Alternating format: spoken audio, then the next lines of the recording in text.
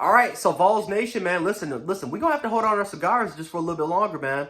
Normally I'll be smoking around this time, man, but hey, we might have to hold on for a little bit, man, because listen, Tennessee looks really good right now. I'm not gonna hate on Tennessee. They look really, really good. Their quarterback situation, Hendon Hooker is one of the best quarterbacks in college football. Their offense, they have one of the most explosive offenses in all of college football. Their defense is not the best. Listen, LSU's not a juggernaut, but Tennessee's defense is not the best, but they can make plays, they can rush the quarterback, they can make stops when they need to. They got talent there. But overall wise, man, I love the coaching job. I love the coaching job that we're seeing so far. This team looks motivated. They look like they look like they want it. They look like they have a chance to win the East. Tennessee just looks like a very determined football program right now. So all the credit has to go to Vols Nation, and just overall wise the credit of what we're seeing of what we're seeing so far from this Tennessee football program. LSU's not a juggernaut. I mean, I think we all know this by now. They've been down the last couple years. We all know this was going to be a rebuilding year. The fact that ESPN, the AP polls literally had to rank LSU as a top 25 squadron, I thought was ridiculous. We all knew that they were not going to be a top 25 program. It's ridiculous that they were ranked in Syracuse, who's undefeated, 5-0, who has a chance to be 6-0, wasn't even considered to be in the rankings at all. But listen, LSU, they have a down year, but they have, LSU has a crap ton of talent. Even with the loss of 10 players, despite going 6-6, they still have a lot of talent. A lot of players are going to get drafted, but they have a lot of work to do. They need to figure out the quarterback situation. They need to figure out how this offense can get better, because pretty much for the entirety of the year, this offense it's not been good. It's been mediocre at best. And they really need to figure out that side of the ball of how they can get better. Defensively was just horrible. It was just a horrible showcasing by their defense today. They were just simply overwhelmed by this Tennessee explosive offense.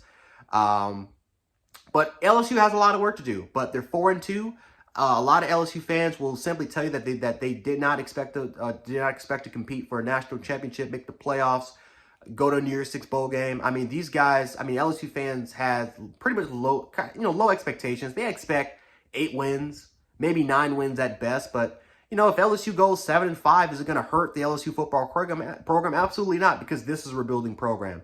They're in the state of Louisiana, which is home to some of the best high school, some of the best NFL talents in the entire world, and they'll be fine, right? LSU will get the players that they need to get. They're going to have great recruiting classes under Brian Kelly, but we just knew that this was just not going to be a good year for them, or at least to their standards, as far as the tradition of winning 9-10 games every year, competing for national titles. I mean, they got 3 since 2000, which is, again, you look at what Alabama's accomplished, and what even Clemson, they haven't done that. Ohio State hasn't done it. I mean, LSU has 3. They have the second most national titles right next to us. So LSU, we all know, is a historically great program. But right now, it's a rebuilding year for them, and they need to just find the rhythm, try to get their stride back together, and they'll be fine. But I like Brian Kelly. I like what he's done with this program. The players believe in him.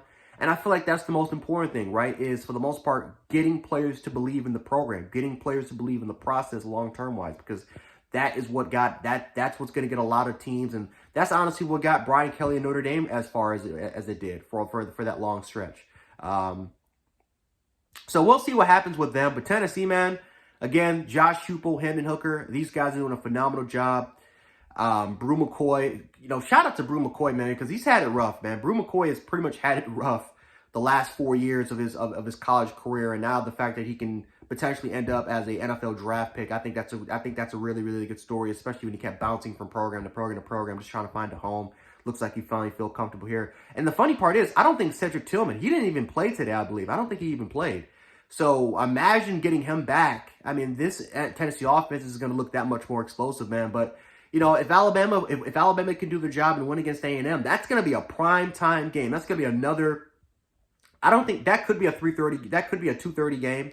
But that's going to be another prime time matchup. Game day is going to be there. It's going to be hype, man. And I don't think we haven't seen game day at a Tennessee Bama game since 2016, when, oddly enough, Tennessee was ranked. They were ranked inside the top 10. They had a lot of praise. They had a lot of hype. They had a crap ton of NFL players.